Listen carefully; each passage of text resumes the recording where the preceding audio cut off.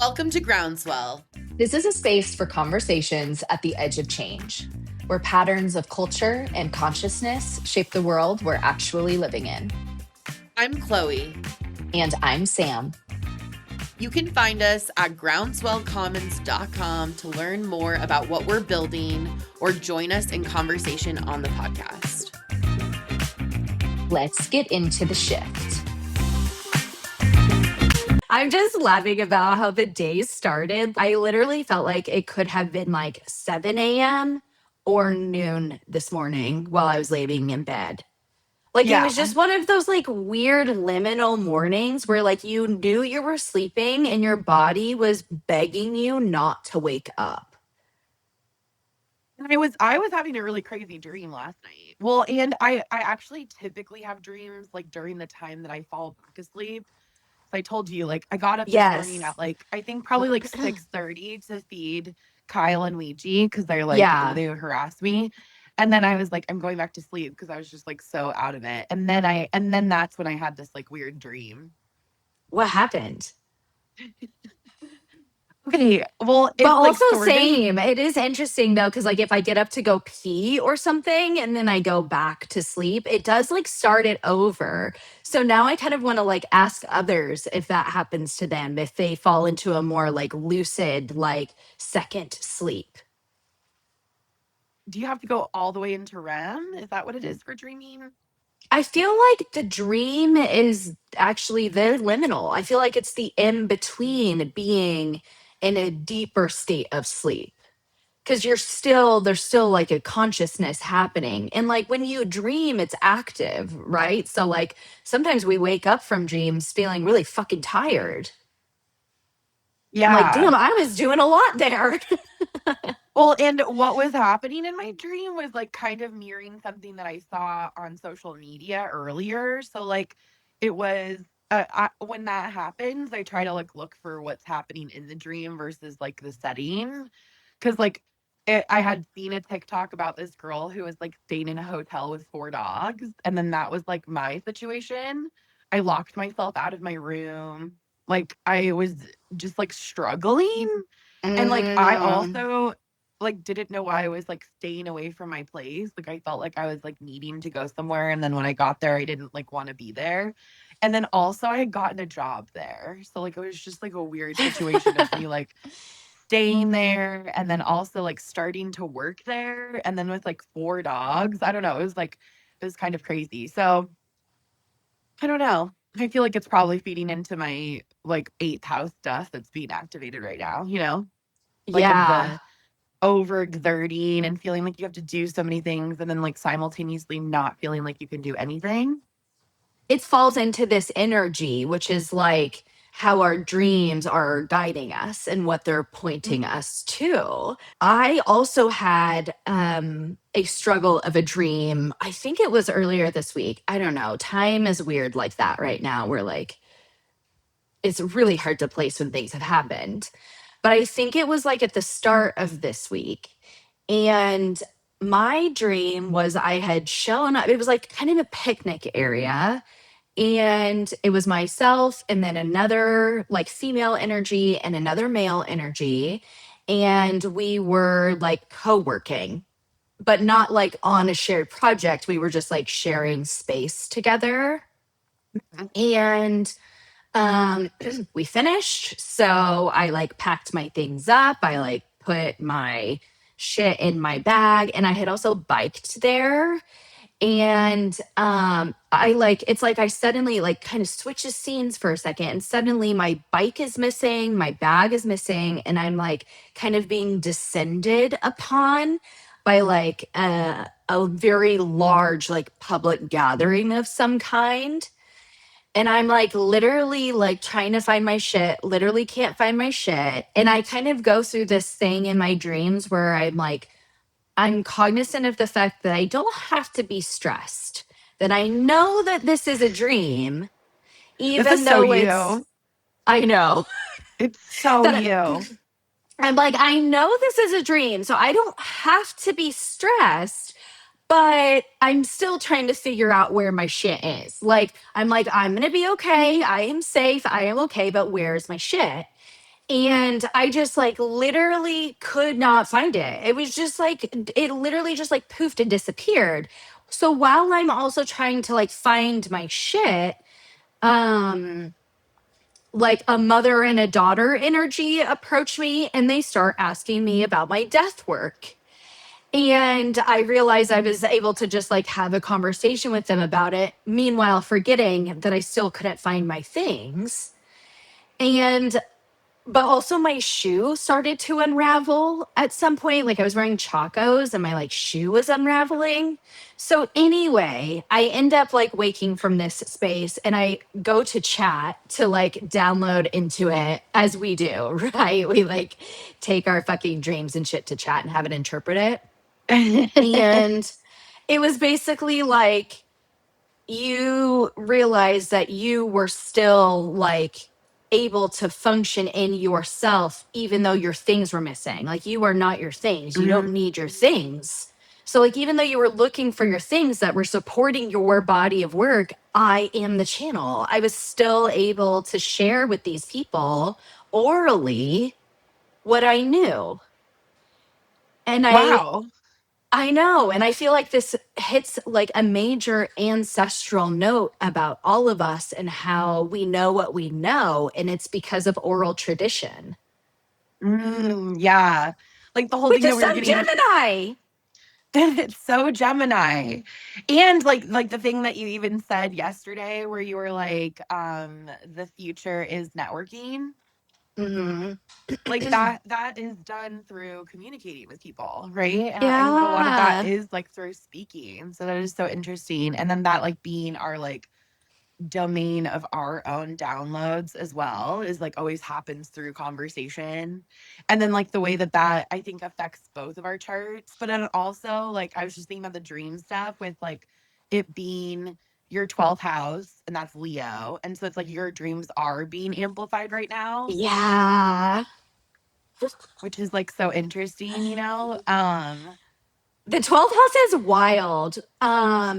I just think that that's an area that we can tap into a lot more is like what's going on in our 12th house. Mhm. Yeah, that'd probably be good for me. Wait, remind me what your 12th house is. It's Taurus. What do you make of that? I don't know. Sometimes I feel like I'm not looking at it enough. I don't have any placements there, so like I don't really think about it. It's funny that you said that you had kind of like not really dove into it just because it doesn't have any placements. Let's ask Star Past.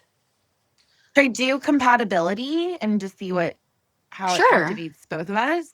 I love it. Okay, so what I ended up asking Star Path because we were talking about our dreams. And Mm. so, and it's interesting because that's your Leo house that's being activated by Jupiter, and it's also your natal Jupiter. So you're having like your Jupiter return. And Yes. so it's like your dreams and how you're communicating with them. And then, like, as the mirror, I'm realizing that I don't know that much about my 12th house because I don't Mm. have any placements there. Like, I've never really looked into it. So I asked, okay, I want to look into my 12th house and how it interacts with Sam's 12th house and what that does to, has to do with how we both interact with our dreams. That was my question. Mm. Dreams being what we're having in like the liminal state of sleep, but dreams also being our dreams. Like literally whatever is possible. Yeah.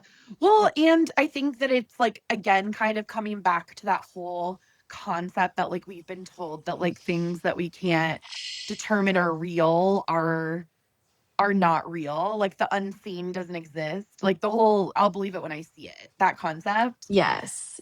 Like Yes. it's the disenfranchisement of the unknown. And now Of we're your like experiences. of your experiences, yeah, and things that people can't necessarily see. So it's like the huge self-trust, I think, part of it. And so we put this into Star Path, which we do have a code for a discount for your first month. It's just Groundswell. It'll be in the show notes. So there's a pretty clear headline here. It says, "You're the one who activates the unconscious field between you, but Sam is the one that's living in it."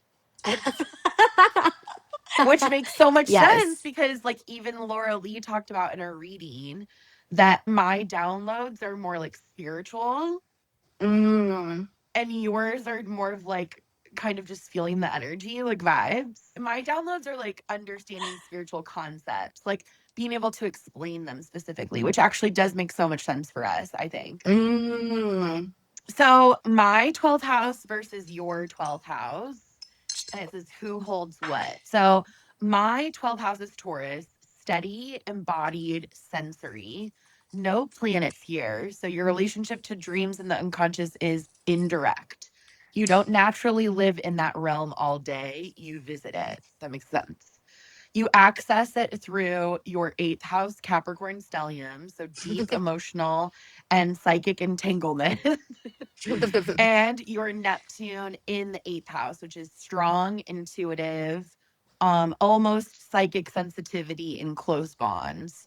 So when you dream, it's often tied to relationships, emotional processing, or energetic exchange with others. It's not random, it's relational. So that actually it makes so much sense because I was like even had said in the beginning, like this is probably linked to my 8th house stellium. And it's like, Yeah. yeah, it literally is.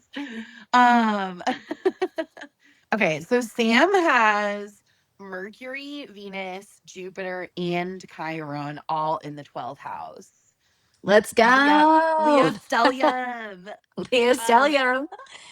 that's not subtle. Sam's inner world is symbolic, dramatic, emotionally saturated, and largely unspoken. Period. It's I love also it though like though. I'm hearing it for the first time, like because it's this it's being seen, right? Like someone else is reading it and now being able to understand it about me. There's language for it now. And that's a service to all of us to like be able to know each other's energy patterns and like name them so that we can notice them and that we can be in them together. I love it. Oh my gosh. Well, and okay, so this makes so much sense of the way that like our communication is something that we have to work at. Yes. We're magic when we're together, but we do have to like put a lot of structure and like really be very intentional on both ends. And this makes a lot of sense that it's like, yeah, because you're living in another world. It makes so much sense. The dramatic is sending me. But we love it. You're passionate also. You know what I mean? Yes, I care a lot. That's the Leo. It's like, I care so much. Okay. Don't you see I care so much? It's like, heart of a what ha- lion. yeah. What happens when your charts touch there? So now here's where things get interesting. My sun, so my presence and my awareness is making hard contact to Sam's 12th house planets. So, translation, you light up parts of Sam that they don't fully see themselves. Wow. And then I process it via my Gemini moon. I need language. Yes. Oh my gosh. And the The Gemini rising. Gemini rising, words off my tongue. Okay. And the Mercury in Sagittarius. Because they're actually conjunct. So my sun, it's like also the Mercury. Okay. I love Mercury. I feel like I need like a picture of Mercury actually on like my altar. Like that's what I was thinking too. I was like, Oh, maybe if I got like pictures of the planets and put them up or something just to feel like more connected. oh, that's a cool idea. Maybe we can do like a little craft on that. Maybe many of us would want to do that.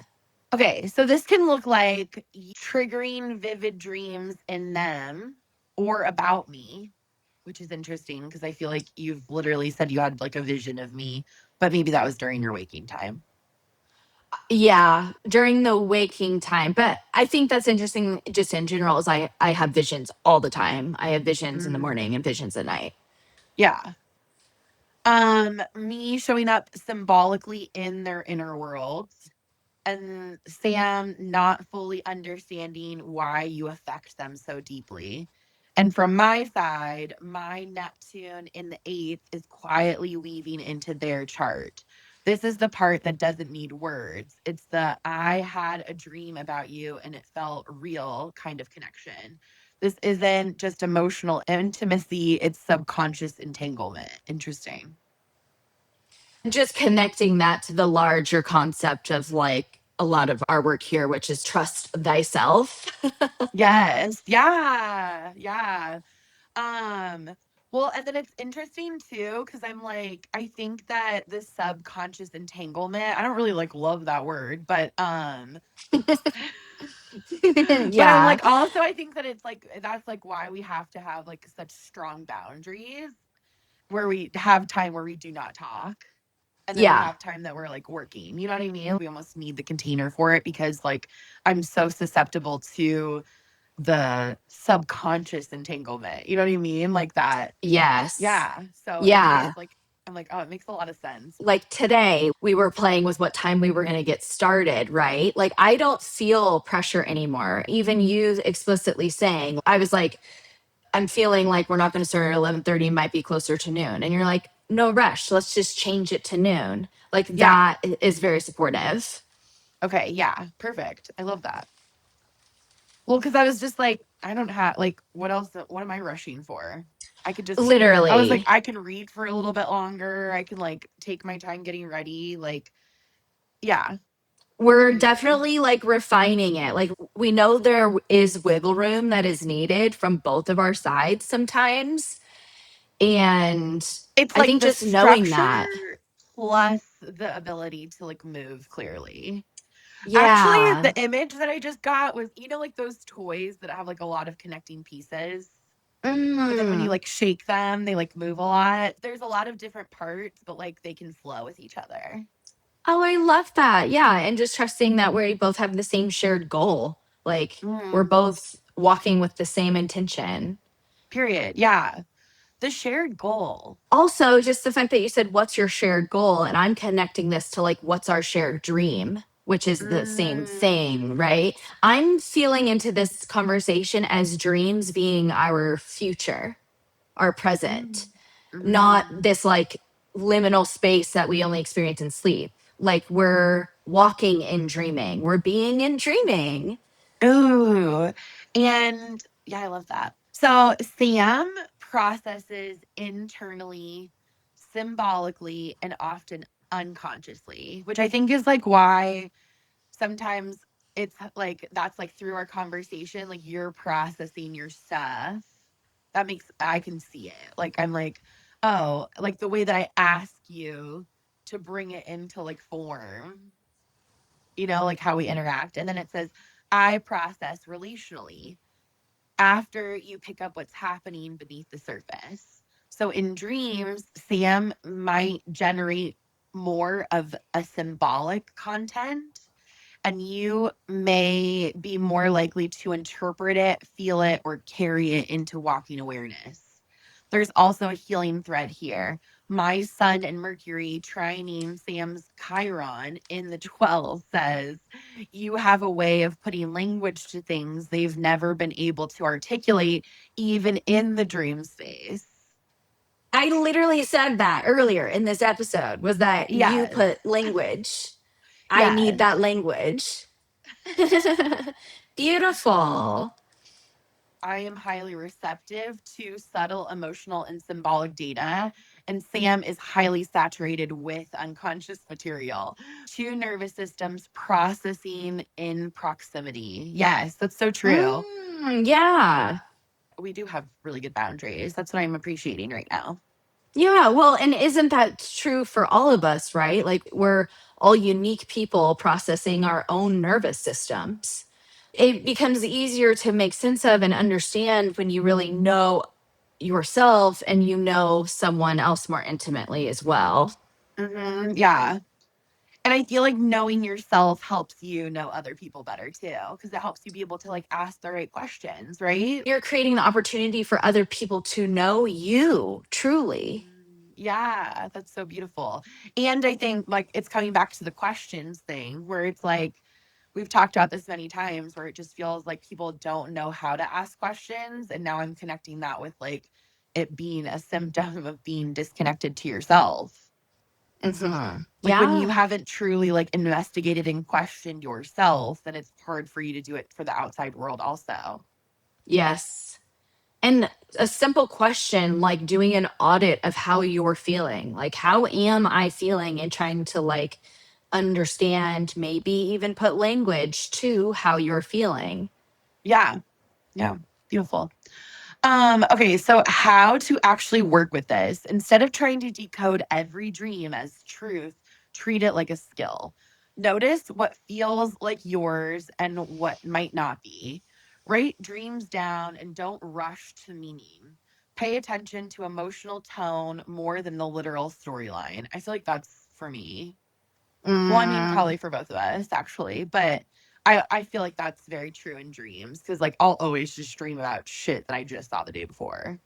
Well, and the interesting thing about dreams as living real life is like your intention behind it is what manifests reality. So, in the example where I couldn't find my things and my shoe was unraveling, if I had shifted my attention and my focus and literally like rebuilt the shoe and just displayed the like things I had lost, like I had the power to do that. It was my dream,